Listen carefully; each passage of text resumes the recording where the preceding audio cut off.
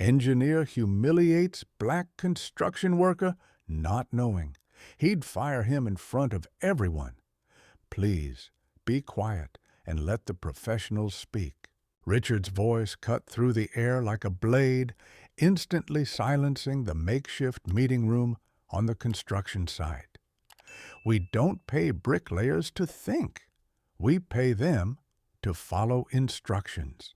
Andre Johnson felt heat rise to his neck as dozens of eyes turned to him. At 45, with 20 years of construction experience, he had never been so publicly humiliated. His only crime was pointing out a critical flaw in the foundation design that could jeopardize the entire 30-story corporate building. "With all due respect, sir," Andre replied with surprising calm, "the slope of this plot will cause uneven pressure on the northeast foundations. The calculations don't account for—" "Calculations," Richard interrupted with an exaggerated laugh, turning to face the team of engineers and managers. "Listen, everyone, the bricklayer now understands structural calculations.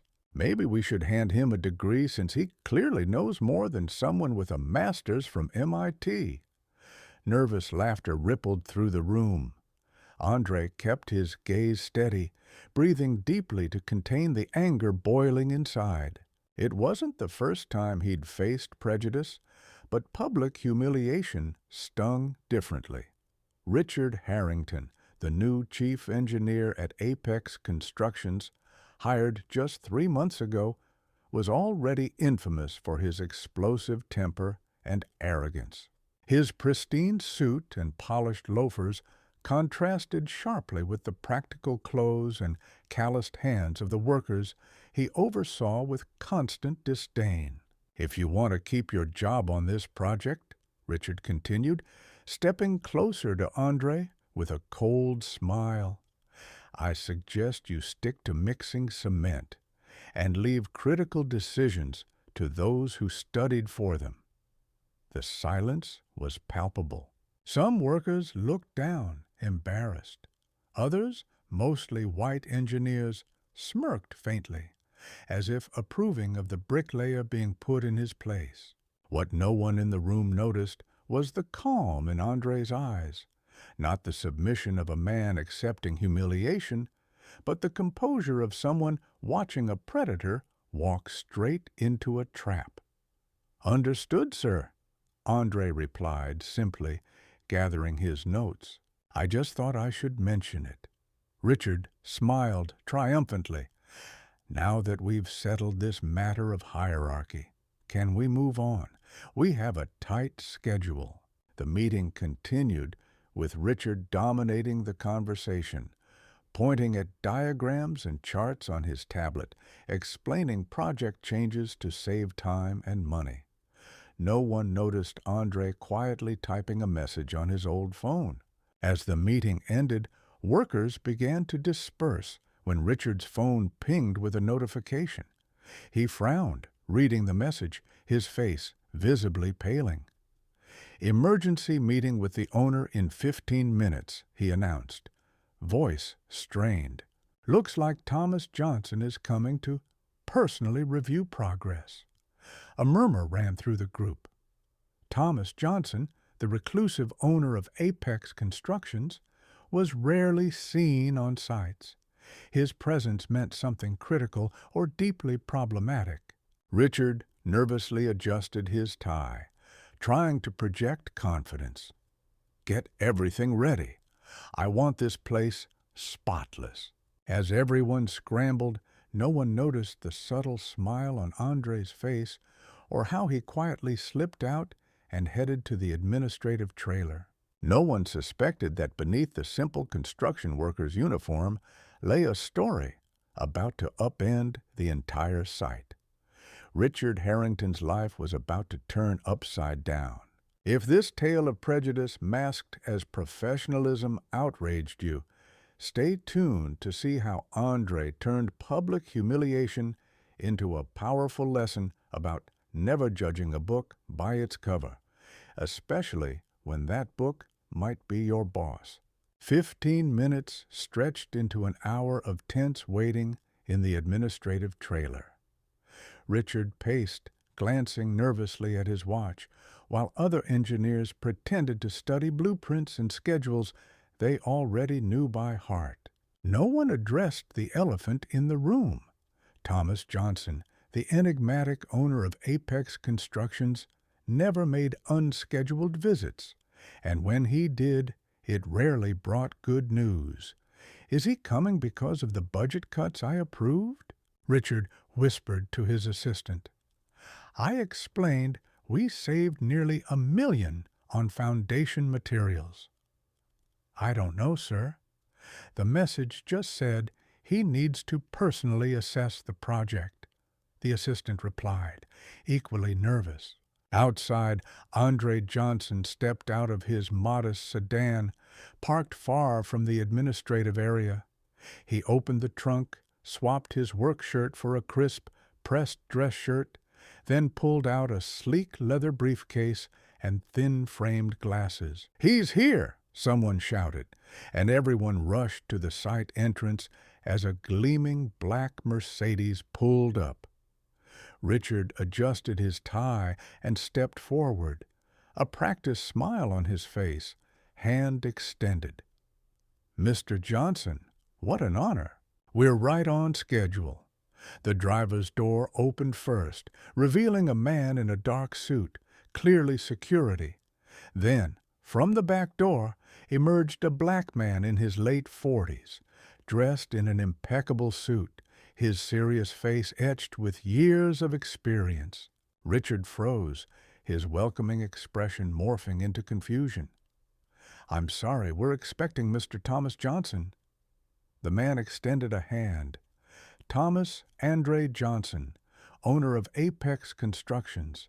The shock on everyone's faces would have been comical if it weren't so revealing. Richard blinked rapidly, his mouth opening and closing like a fish out of water. "But you," Richard stammered, unable to finish, "the owner of the company?" "Yes," Thomas replied with near-surgical calm, "and also the bricklayer you humiliated in front of the entire crew a few hours ago." A deafening silence fell over the site. Richard turned whiter than the plaster on the partially built walls behind him. "Mr. Johnson," one engineer stepped forward. "There must be some misunderstanding. Mr. Harrington didn't know." "Didn't know I was the owner," Thomas Andre finished. "That's the point. No one knew, because I didn't want them to." Thomas glanced at the workers now gathering at a distance, watching with growing curiosity. 15 years ago, I founded Apex Constructions, promising to revolutionize how we build, he continued. But I noticed over time we were losing touch with what happens on the ground. So, for every major new project, I spend the first few weeks undercover. I trade my suit for a bricklayer's uniform and my last name for my middle name. Richard looked like he might faint. "Mr. Johnson, I had no idea. If I'd known—" "That's the problem, isn't it?" Thomas interrupted, his voice firm but measured. "If you knew who I was, you'd have treated me with respect. But because you thought I was just a black construction worker, you felt entitled to humiliate me publicly." An older black man with gray hair stepped forward, Walter Green, the head foreman who'd overseen projects for decades. "Mr. T," he said familiarly, "you could have given me a heads up. You're pulling your undercover stunt again." Thomas smiled for the first time. "And missed the chance to see how things really work?" "Walter, you know that defeats the purpose." Walter nodded, turning to Richard with a look blending disappointment and something close to satisfaction. "I've known Thomas for 30 years. Before he founded the company, we worked as bricklayers together. He always said a building is only as strong as its weakest foundation, and a company is only as honest as its most arrogant employee, Thomas added, adjusting the glasses he now wore, a subtle but effective transformation from his bricklayer persona. Meanwhile, several workers who'd witnessed Andre Thomas's humiliation earlier couldn't hide their grins. Some whispered to each other, others watched with expressions that said, "This is about to get good." Richard made a desperate attempt to recover. "Mr. Johnson, let me explain Carr's door. I'm sorry, I can't explain my vision for this project." "Your vision?" Thomas raised an eyebrow. "The same vision that completely ignored warnings about structural flaws in the Northeast Foundation. The same vision that prioritized cost-cutting over safety." He gestured to Walter, who stepped forward with a folder. "I've already asked Walter to thoroughly review the concerns I raised this morning. We've found micro cracks in the foundation exactly where I pointed out." Thomas turned to the engineers. "I want a full meeting in the main trailer in 15 minutes. Bring all blueprints, cost sheets, and technical decisions from the last 3 months." As the group scrambled, Thomas stepped closer to Richard, lowering his voice so only he could hear. "You know what's ironic, Mr. Harrington? If you'd just listened to the bricklayer, you might have impressed the company owner with your humility and willingness to collaborate. Instead, Thomas let the sentence hang, adjusting his watch, previously hidden under his work shirt sleeves. Richard stood frozen, a statue of plaster. As Thomas headed to the administrative trailer, several company executives hurried after him. The arrogance in the engineer's eyes was gone, replaced by the raw fear of a man realizing he'd built his downfall on a foundation of prejudice and hubris. As the noon sun dipped behind the horizon, casting long shadows across the site, the truth stood clearer than fresh concrete. The humiliation Richard sowed that morning had grown swiftly into a towering structure that would soon crush him entirely, its verdict still being laid, one block of consequence at a time. In the main trailer, silence reigned. On one side, Richard Harrington and his pale-faced team.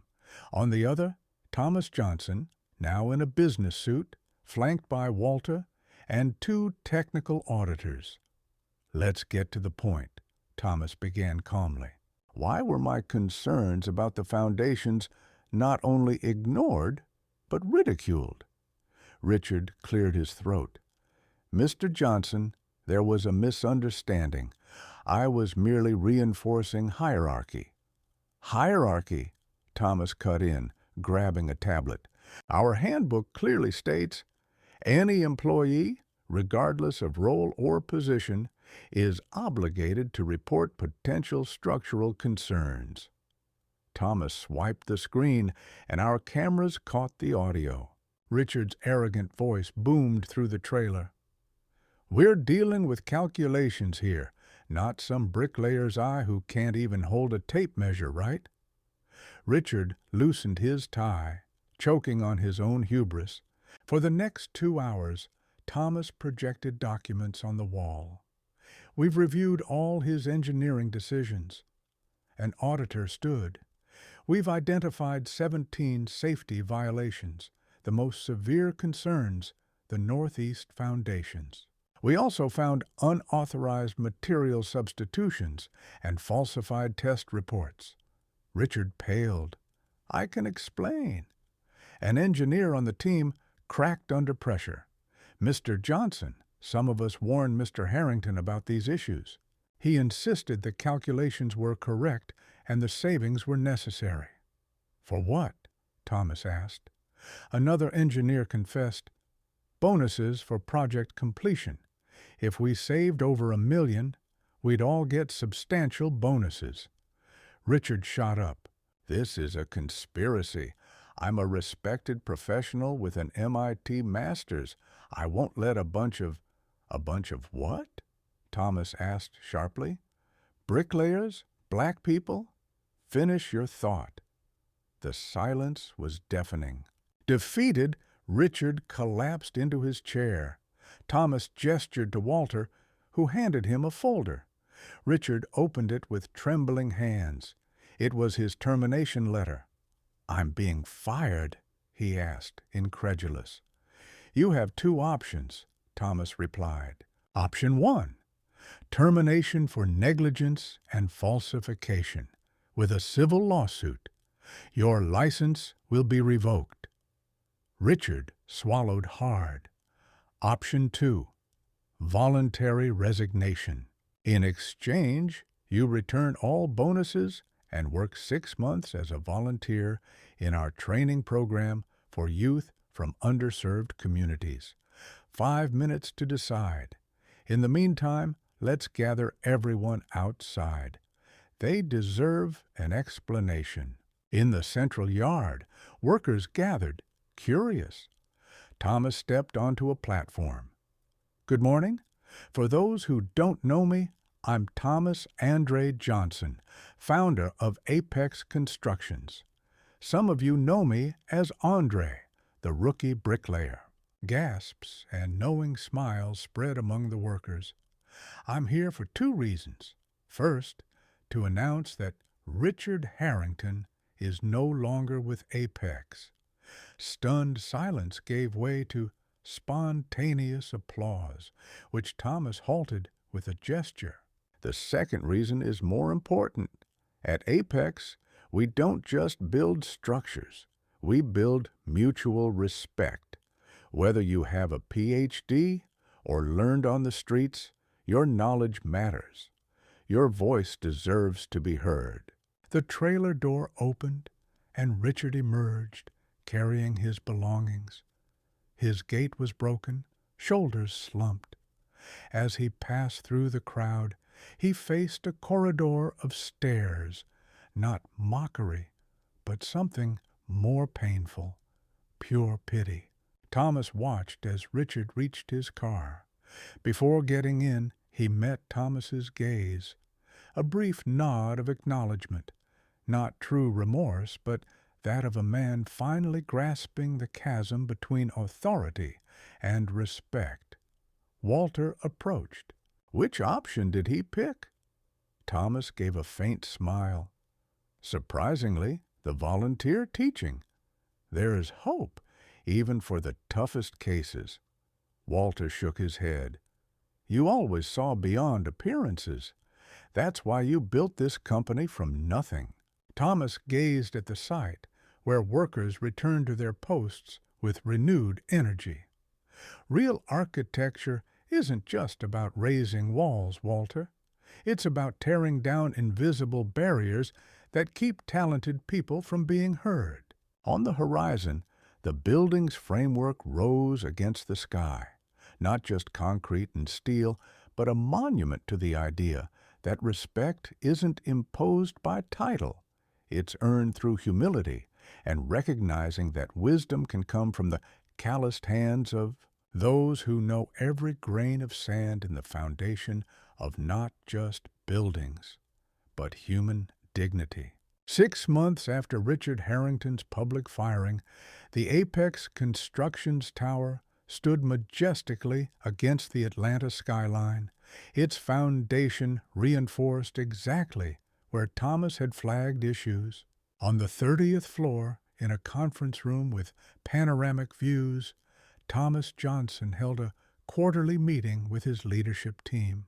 Walter, now Chief Operating Officer, presented the impressive results of their talent integration program, an initiative identifying promising workers at all levels and offering mentorship and training.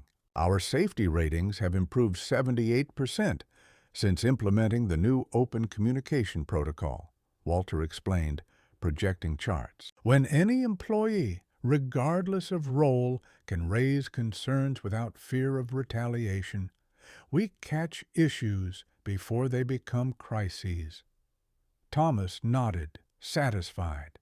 The public humiliation he'd endured as bricklayer Andre had sparked the biggest cultural revolution in Apex's history. The model was being studied and replicated by construction firms nationwide. "And our volunteer program?" Thomas asked, already knowing the answer. Walter grinned. Next slide. A photo showed a group of youth from underserved communities training in construction skills. Among the instructors, improbably, was Richard Harrington, thinner, unshaven, but with a different look in his eyes. Walter noted the program had trained 52 young people with a 94% job placement rate. As for our most unusual instructor, I'll admit he's exceeded expectations. After the meeting, Thomas visited the training center on the building's ground floor. There, he found Richard, no longer in his expensive suits, teaching structural calculations to a diverse group of students. The former chief engineer looked up as Thomas entered, and something unspoken passed between them. Not friendship, but grudging respect. Later, in the parking lot, Thomas found Richard packing his car, not a sleek convertible anymore, but a practical compact model. "Mr. Johnson," Richard greeted formally. "How are you adjusting?" Thomas asked. Richard hesitated. "I thought it'd be punishment. 6 months teaching calculus to kids who barely finished high school." He glanced at the building. "But I found something unexpected. They learn fast. They ask questions you'd never think of. They see solutions that aren't in textbooks. Remarkable what we discover when we stop judging by appearances, isn't it?" Thomas remarked gently. Richard studied the ground. "I learned that lesson day one." I could have finished my sentence right there. Thomas clarified, "It was never about punishment. It was about transformation, for you and them." "My term ends in 2 weeks," Richard said. "I've got a few job offers." Thomas nodded. "Which one will you take?" Richard looked back at the training center. "Actually, I've asked to continue as a volunteer instructor for another semester. I've got some promising students I don't want to abandon mid-process." A faint smile crossed Thomas's face. Approved. Back in his office, Thomas reflected on the unlikely journey that brought him here. From humiliated bricklayer to respected real estate mogul, he'd built more than buildings. He'd created a legacy of dignity and respect that transcended titles and prejudices. In Apex's main lobby, a gold plaque bore the company's new motto, inspired by that fateful confrontation: "We build structures from materials, but respect from humility." Engineering taught Richard that any structure, no matter how grand, begins with a solid foundation. Life taught him the same principle applies to character. The humiliation he inflicted on a simple bricklayer demolished his career. But from the rubble emerged something more valuable: the understanding that true knowledge doesn't come from degrees on a wall, but from the ability to recognize worth where others see only difference. As for Thomas, his revenge wasn't in destroying the man who humiliated him, but in transforming him into someone better, proving that true leadership isn't imposed by authority. It's achieved by example. If this story touched your heart and made you reflect on how we judge others by appearances, subscribe for more compelling stories that expose uncomfortable truths about our society and show that true victory lies not in defeating our enemies, but in turning adversaries into allies and building a world where respect is the strongest foundation.